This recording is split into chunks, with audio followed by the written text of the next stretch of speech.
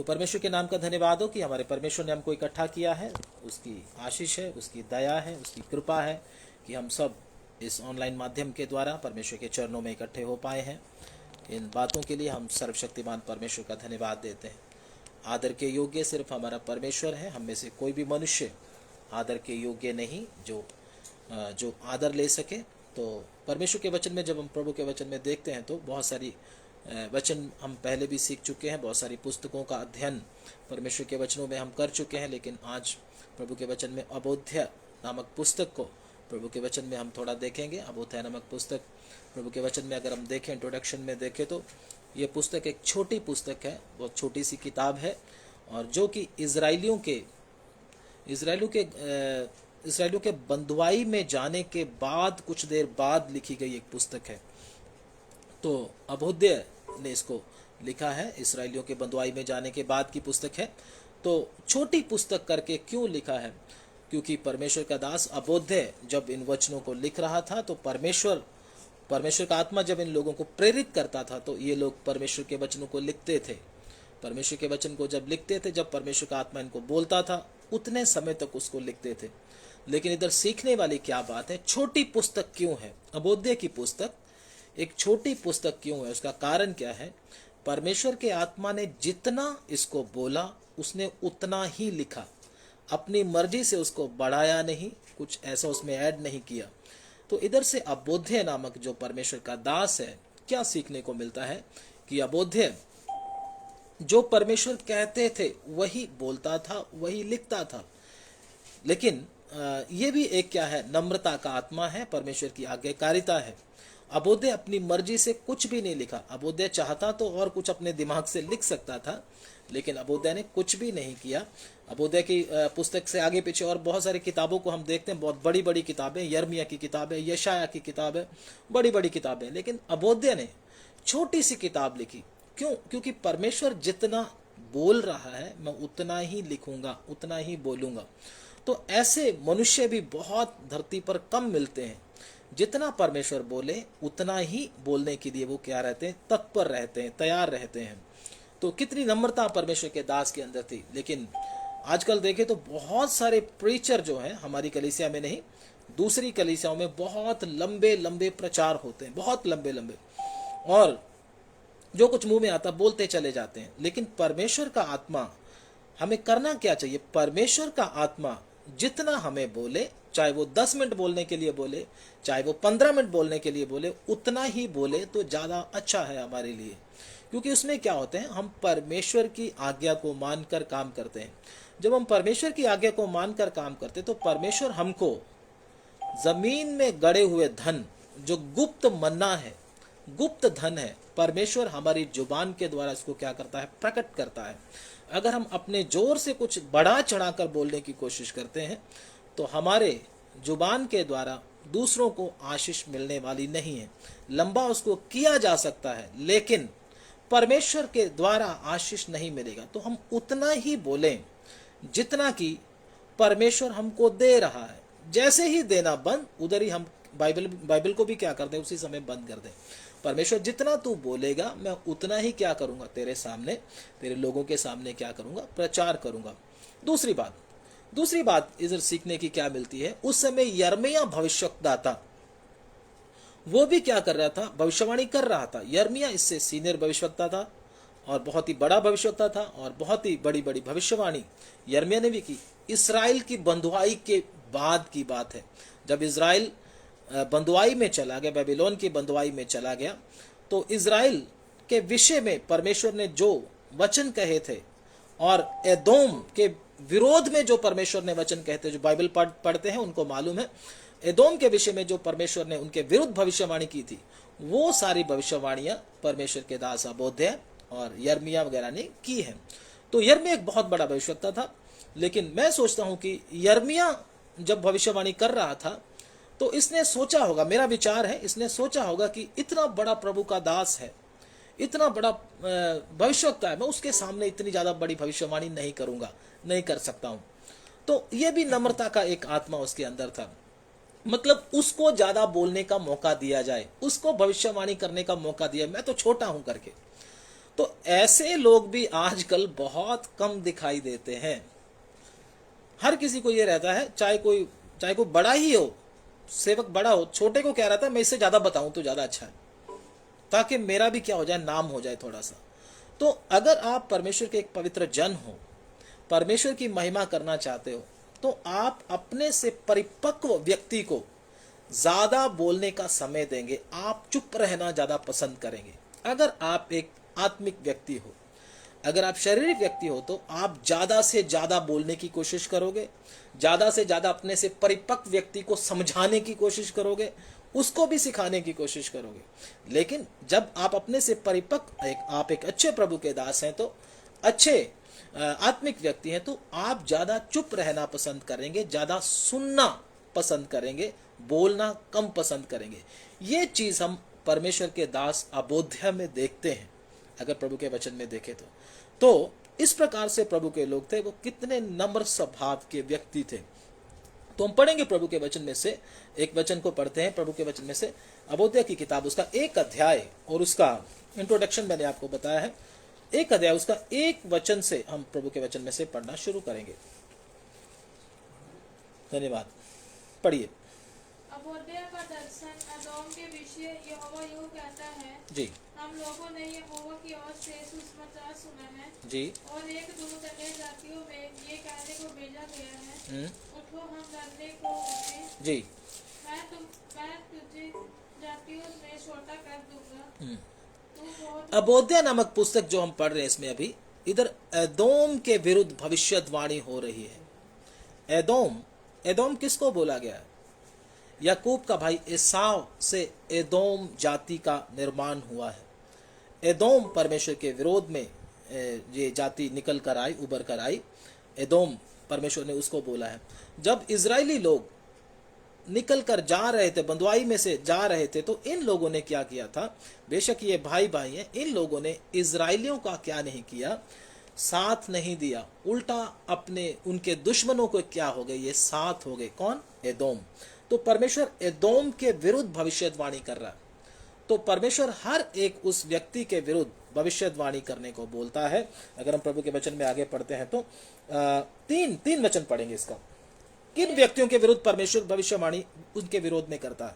3 वचन पढ़िए। हे पहाड़ों की दरारों में बसने वालों, हे ऊंचे स्थान में रहने वाले, तेरे विमान ने तुझे धोखा दिया है। तू मन में कहता है, कौन मुझे भूमि पर उतार देगा। बस इधर रुक जाइए। इधर क्या लिखा हुआ है? हे पहाड़ों की दरारों में बसने वाले, हे ऊंचे स्थान में रहने वाले, तेरे अभिमान ने तुझे धोखा दिया है।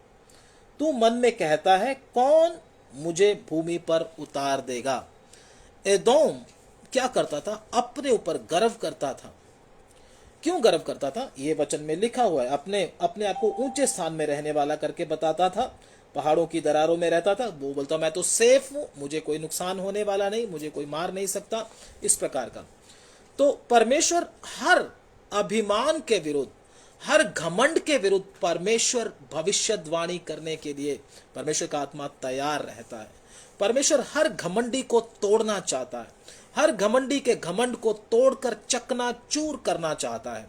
इसलिए सर्वशक्तिमान परमेश्वर ने एदोम के विरुद्ध भविष्यवाणी करने के लिए अपने दास आमोस को उभारा, ताकि उनके विरुद्ध भविष्यवाणी कर, ताकि उनको बचने का समय परमेश्वर दे रहा भविष्यवाणी करके। लेकिन एदोम घमंड से भरा हुआ था। जैसे आज भी बहुत सारे मसीही लोग मसीह में आकर क्या करते हैं? अपनी आत्मिकता के ऊपर घमंड करते हैं, अपनी बाइबल की नॉलेज के ऊपर घमंड करते हैं, अपनी बड़ी कलीसिया के ऊपर घमंड करते हैं, अपने बड़े सुंदरता के ऊपर घमंड करते हैं, अपने बड़े पैसे के ऊपर घमंड करते हैं, अपनी एजुकेशन के ऊपर घमंड करते हैं। बहुत सारा घमंड एक मसीह जगत में भी आता है। तो सर्वशक्तिमान परमेश्वर हमेशा घमंड के खिलाफ रहता है। अगर आप शुरू में भी देखें तो लूसीफर के विषय में देखें तो लूसीफर को परमेश्वर ने ही बनाया था। इतना सुंदर, इतना बुद्धिमान परमेश्वर ने ही उसको बनाया था। इतने हीरे जवाहरात परमेश्वर ने ही उसको दिए थे, उसके कपड़ों के ऊपर, जो शरीर के ऊपर उसके लगे हुए थे। लेकिन वो अपने ऊपर क्या करने लगा? घमंड करने लगा। तो घमंड जब करने लगा तो परमेश्वर ने उसको क्या कर दिया? नीचे गिरा दिया। उसके घमंड को चकनाचूर कर दिया परमेश्वर ने। तो इसी प्रकार से आगे भी हम प्रभु के वचन में जब देखते हैं, जितने लोगों ने घमंड करने की कोशिश की परमेश्वर के सामने, नबूकदनेस्सर को देखो, नबूकदनेस्सर ने क्या बोला, ये बड़ा बेबीलोन मैंने बनाया है, मेरी बुद्धि से बना है, मेरी मेहनत से बना है, मेरे ज्ञान से बना है। सर्वशक्तिमान परमेश्वर ने राजा नबूकदनेस्सर को घास खिलाया, उसको घास खाना पड़ा। तब तक परमेश्वर ने उसको नहीं छोड़ा जब तक उसने हाथ जोड़कर यह मान नहीं लिया कि सारी सृष्टि के ऊपर सर्वशक्तिमान परमेश्वर ही राज्य करता है। जब तक उसने इस बात को मान नहीं लिया कि मेरी बुद्धि, मेरी समझ, मेरा ज्ञान किसी काम का नहीं, तब तक उसको घास खाना पड़ा। एक इतने बुद्धिमान और सामर्थी एम्पेरर को घास किसने खिला दिया? सर्वशक्तिमान परमेश्वर ने खिला दिया। मैं और आप भी अगर अपने आप को दूसरों से ज्यादा बुद्धिमान और अक्लमंद समझते हैं, तो अपने आप को बहुत ज्यादा ज्ञानवान समझते हैं, तो परमेश्वर हमें भी घास खिला दे, कुछ पता नहीं चलेगा। जानवर की तरह हो गया राजा नबूकदनेस्सर। खाना खाने वाला, भोजन खाने वाला इतना बुद्धिमान व्यक्ति पशुओं के समान हो गया। घर में नहीं रहता था, जंगलों में चला गया। मालूम नहीं, अगर हम अपने ऊपर घमंड करेंगे तो परमेश्वर हमें भी कहीं पीपल के पेड़ के ऊपर चढ़ा दे, उधर बैठकर पत्ते खाएंगे तो फिर मालूम हो जाएगा। तो इसलिए परमेश्वर के सामने कोई भी घमंड ना करे। हम लोग मिट्टी के बने हुए, परमेश्वर ने हमको मिट्टी का क्यों बनाया? ताकि मैं और आप अपने ऊपर घमंड ना करें, परमेश्वर के सामने दीन और नम्र रहें। प्रभु के वचन में लिखा है, जो दीन और नम्र परमेश्वर के सामने रहता है, परमेश्वर उसको और ग्रोथ देता है, परमेश्वर उसको और बढ़ाता है। लेकिन जो घमंड करता है, परमेश्वर घमंडी का सामना करता है। हमेशा इस बात को याद रखें कि परमेश्वर दीनों पर अनुग्रह करता है।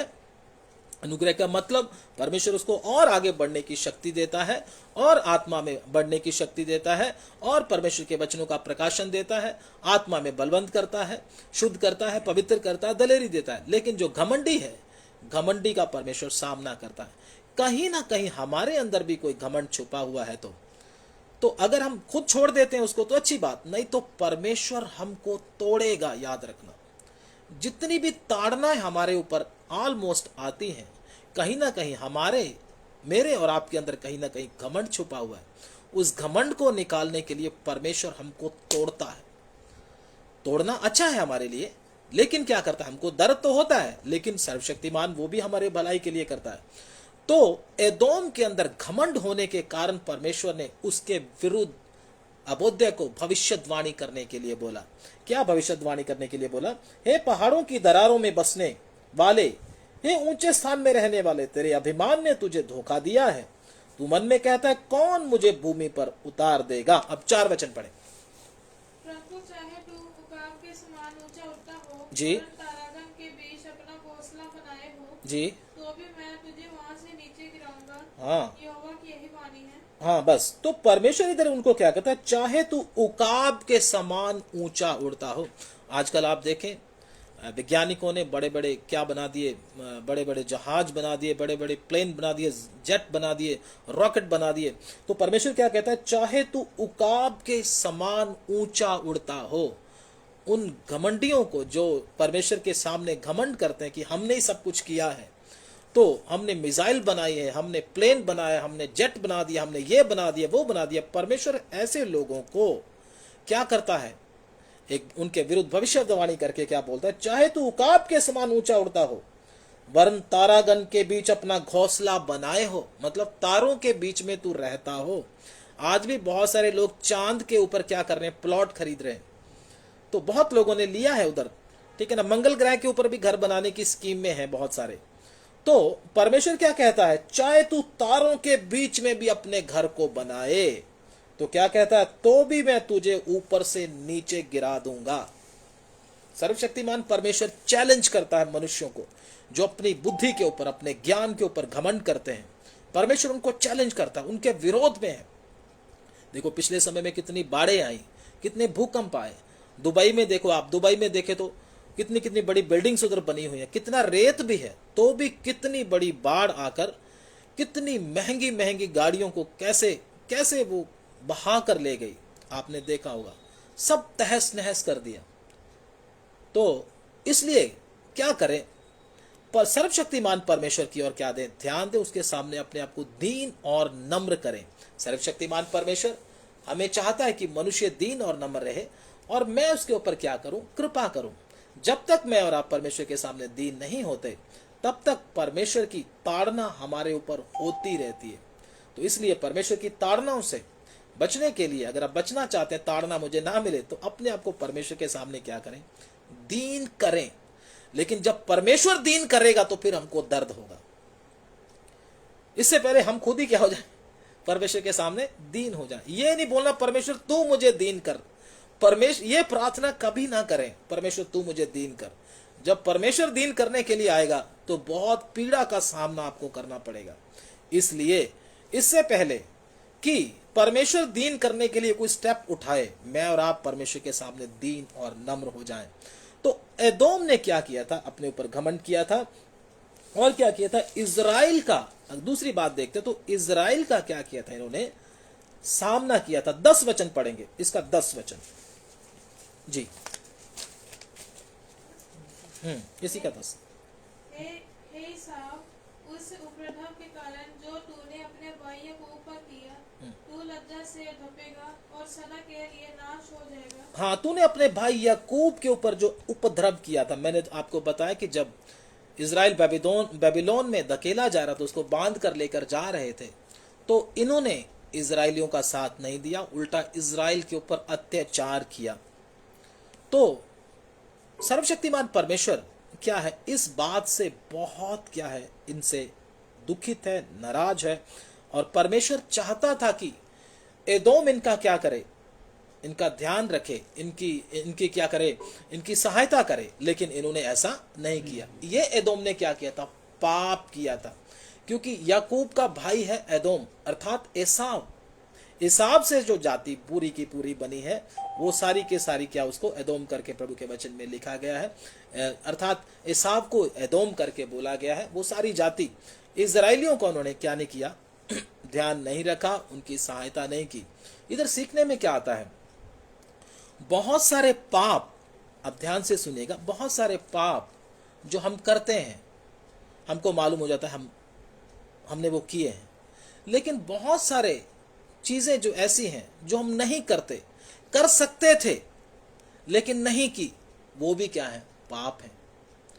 एदोम इजराइल की सहायता कर सकता था, उनकी मदद कर सकता था, उनको बचा सकता था, लेकिन एदोम ने इजराइल की सहायता नहीं की। जब उनको सहायता की जरूरत थी, उन्होंने सहायता नहीं की। सर्वशक्तिमान परमेश्वर की नजर में उन्होंने क्या किया, घिनौना पाप किया। इसी प्रकार से हम भी बहुत सारे काम कर सकते हैं, जरूरत पड़ने पर कर सकते हैं, किसी की जरूरत को पूरा कर सकते हैं। हमें मालूम होता है हमको करना चाहिए, परमेश्वर अगुवाई भी कर रहे हैं, करना चाहिए, लेकिन नहीं करते हैं। वो क्या है, परमेश्वर की नजर में पाप है। याद रखना इस बात को। परमेश्वर अगुवाई करता है हमको, लेकिन हम वो नहीं करते, सहायता नहीं करते बहुत बहुत बातों में, वो पाप है। परमेश्वर के वचन में एक वचन देखेंगे, इसके साथ मैच करता हुआ, थोड़ा सा जल्दी से हम वचन को पढ़ेंगे। लूका रचित सुसमाचार उसका 10 अध्याय उसका 29 वचन निकालेंगे। लूका रचित सुसमाचार उसका 10 अध्याय उसका 29। हालेलुया। जल्दी से पढ़ दीजिए, जिसको मिल जाए जल्दी से पढ़ दीजिए। परंतु उसने अपने आप को धर्मी ठहराने की इच्छा से यीशु से पूछा, तू मेरा पड़ोसी कौन है? पढ़ो जल्दी। यीशु ने उत्तर दिया, एक मनुष्य यरूशलेम से यरीहो को एक मनुष्य यरूशलेम से किधर को आया, यरीहो को आया। हाँ बड़े यरीहो को जा रहा था जी।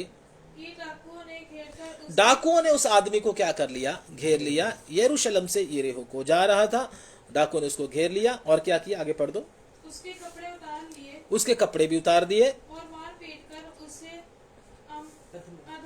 मार पीट कर उसको अधमरा करके फेंक दिया। तो मैं आपको बताता हूँ, आपको छोटे शब्दों में बताता हूँ, मैं आपको पूरा पढ़ेंगे तो समय लगेगा।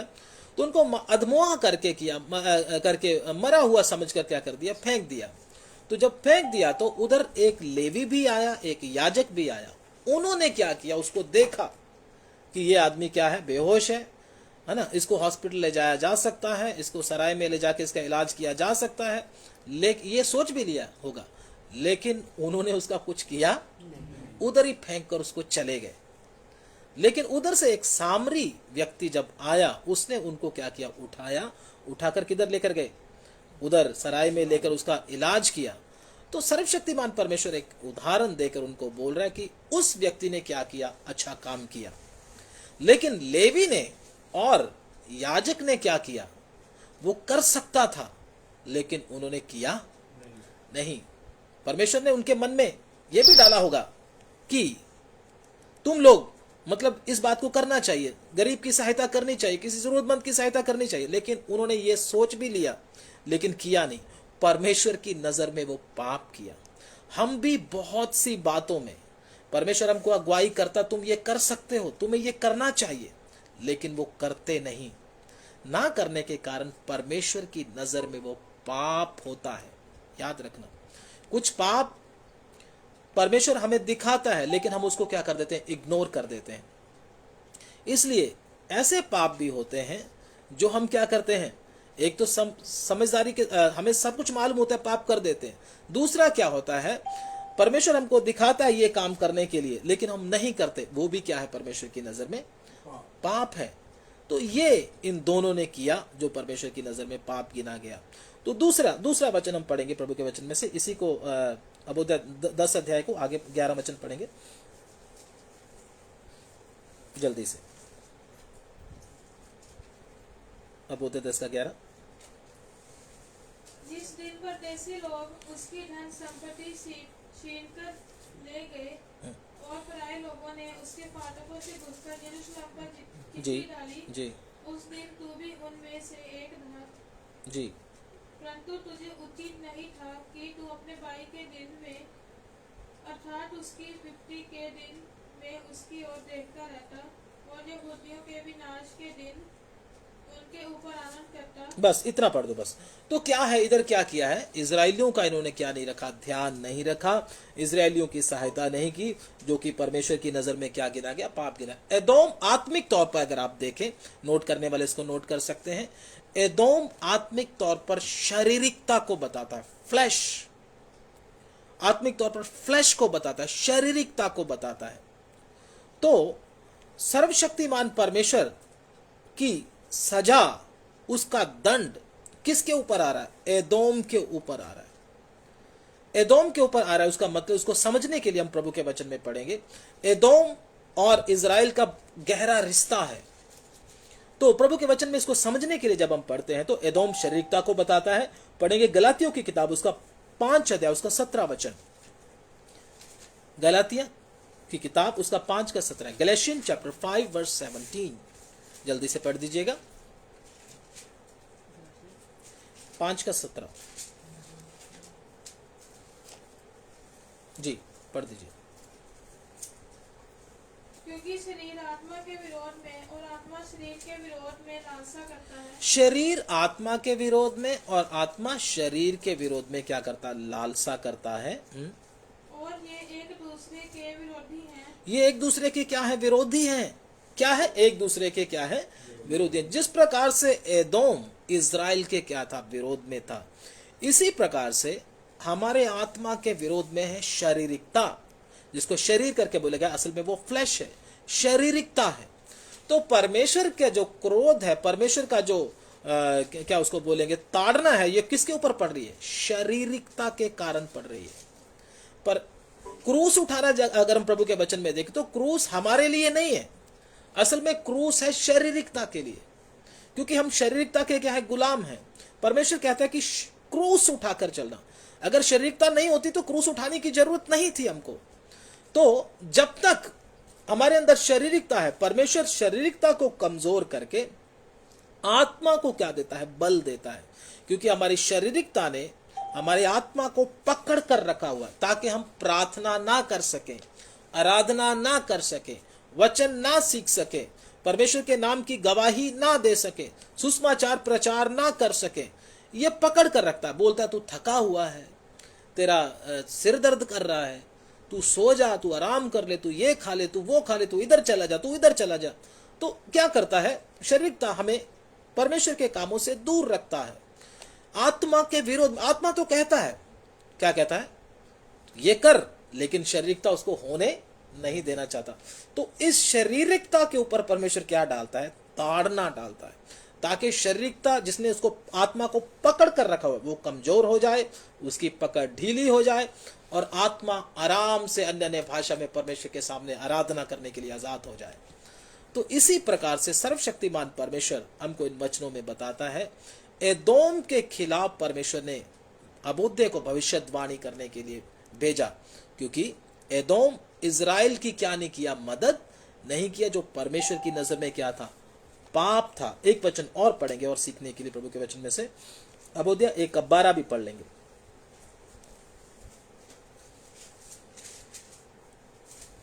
जी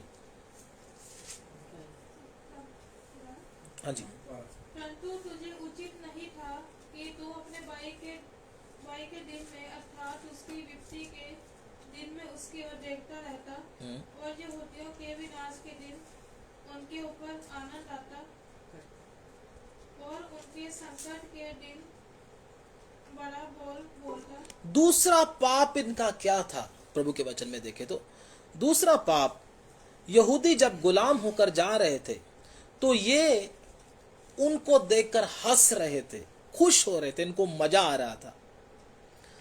तो सर्वशक्तिमान परमेश्वर इस बात से बहुत नाराज था। ऐसे ही हमारे जीवन में भी क्या होता है, कई बार हम जिसको पसंद नहीं करते, जिसकी शक्ल भी देखना हम पसंद नहीं करते, उनका जब नुकसान हो जाए तो हमें भी हंसी आती है, हमें भी खुशी मिलने लगती है। हम कहते हैं वाह, प्रभु ने कर दिया ना न्याय इनका, तो बड़ा लगता है हमको, बड़ा अच्छा हो गया, बहुत अच्छा हो गया भाई, बहुत अच्छा हो गया, इनके साथ ऐसा ही होना चाहिए था। परमेश्वर इन बातों के भी खिलाफ है। अगर आप अपने दुश्मन की विपत्ति के ऊपर हंसते हो, परमेश्वर आपसे क्या लेगा, उसका बदला लेगा, क्योंकि प्रभु के वचन में लिखा हुआ है, जैसा हम बोएंगे वैसा हमको काटना भी पड़ेगा, क्योंकि परमेश्वर बदला लेता है। इस वचन को हम पढ़ लेंगे, 15 वचन पढ़ लेंगे। क्योंकि सारी जातियों पर यहोवा के दिन का आना निकट है। हाँ, जैसा तूने किया है, जैसा तूने किया है, हाँ, वैसा ही तुझसे भी किया जाएगा, वैसा ही तुझसे भी किया जाएगा। हाँ, तेरा व्यवहार लौटकर तेरे ही सिर पर पड़ेगा, तेरा व्यवहार लौट कर तेरे ही सिर के ऊपर पड़ेगा। सर्वशक्तिमान परमेश्वर का वचन है। इसलिए कृपा करके किसी के नुकसान के ऊपर हंसे ना। किसी के साथ कोई बीमार है या कोई परेशान है या किसी को पैसे की तंगी हो गई, किसी का एक्सीडेंट हो गया, चाहे हमारा दुश्मन ही था, वो हंसे ना कभी भी। उल्टा क्या करे, उनके लिए प्रार्थना करे, प्रभु इनको भी बचा लो, क्योंकि यीशु मसीह ने ऐसा नहीं किया। प्रभु यीशु मसीह तो अपने दुश्मनों के लिए क्या किया, जो उनको मार रहे थे, प्रभु कहता पिता इनको माफ कर, क्योंकि ये नहीं जानते कि ये क्या कर रहे थे। स्टिफनस को देखो, स्टिफनस ने भी ऐसा ही किया। प्रभु को बोल रहा है, जब उसके पत्थर पड़ रहे हैं तो वो बोल रहा है, प्रभु मेरे खून का दोष इनके सिर पर ना लगे, इनको माफ कर दे। तो दूसरों के लिए प्रार्थना करते हैं। प्रभु कहता अपने दुश्मनों के लिए क्या करो, अपने सताने वालों के लिए प्रार्थना करो। तो इसलिए एदोम ने क्या किया, इजराइल की विपत्ति के समय हंसा है, बड़ा खुश हुआ है, बड़े जश्न मनाए हैं इन्होंने। तो किसी की विपत्ति के ऊपर जश्न मनाने वालों का परमेश्वर क्या करता है, सामना करता है। इसलिए मैं और आप जितने भी विश्वासी लोग, प्रभु के दास लोग जो वचन सीखने के लिए बैठे हुए, कृपया इन बातों का आप ध्यान रखें। घमंड जो प्रभु के वचन में हमने सीखा है, या ये जो पाप जो हम खुश हो जाते हैं अंदर ही अंदर, किसी को तो पता नहीं चलता, लोग तो समझते हैं ये बहुत बड़े प्रभु के दास हैं, बहुत अच्छे विश्वासी हैं, लेकिन जिनके ऊपर, दुश्मनों के ऊपर जब विपत्ति आती है, इसको बड़ी खुशी मिलती है। तो ये छुपे हुए पाप बाहरी पापों से भी ज्यादा खतरनाक है। व्यभिचार, चोरी, ये तो क्या है, बाहरी पाप है, ये तो दिखाई दे जाता है, लेकिन अंदर में छुपे हुए जो पाप है ना, ये बाहरी पापों से हजारों गुना खतरनाक है, जिसको कोई मनुष्य नहीं देखता है, केवल परमेश्वर की आंख उसके ऊपर बनी रहती है।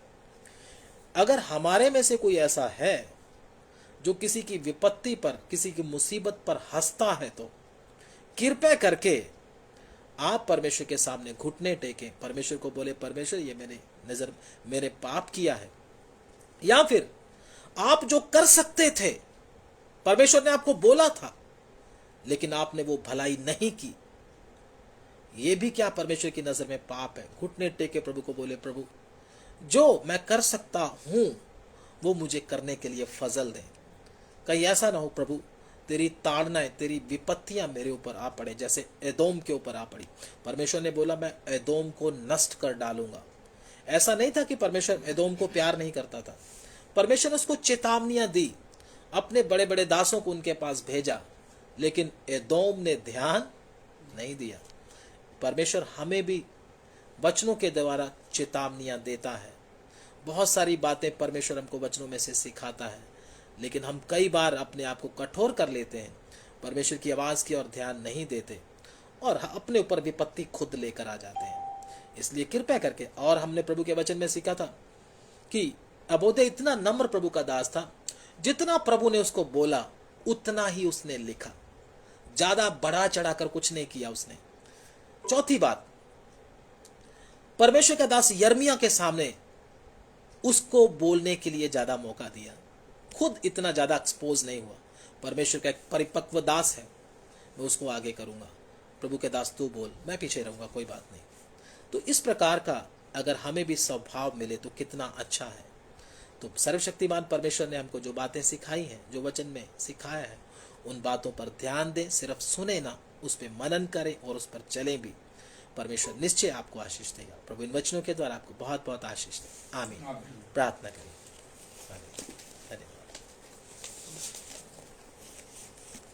धन्यवाद। प्रभु के दास प्रार्थना।